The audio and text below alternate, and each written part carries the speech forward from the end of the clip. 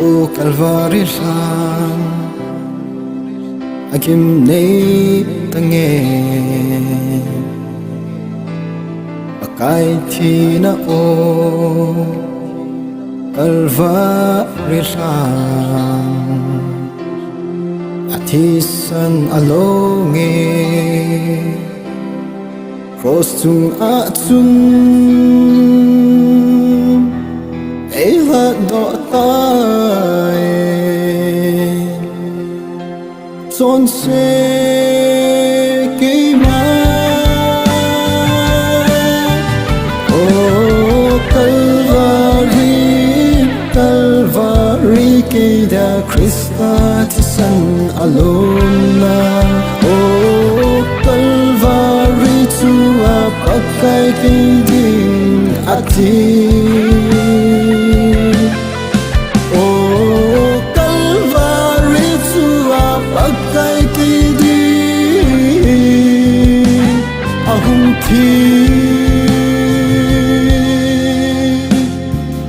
O he paka kay masala ibang Heso na to kita Calvary lang gimnay ta chu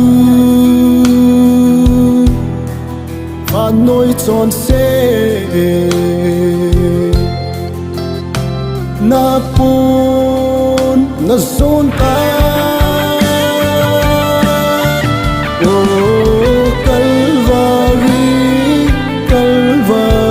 ke da Christa tisan alona o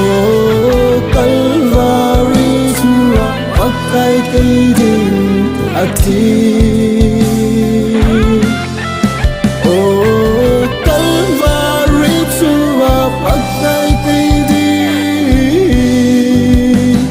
ahung thi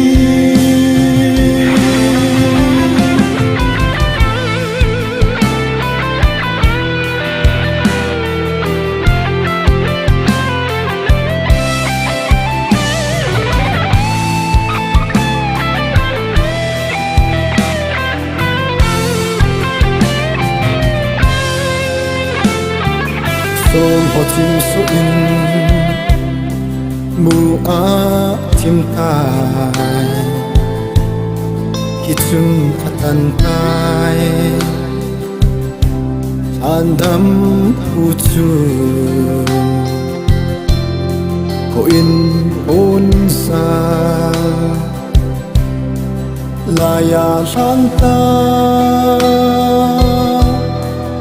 an con hồng nghe nắm tin đi nghĩ o Calvary ki da Christa tisan alona o Calvary tua pakai ki ding ati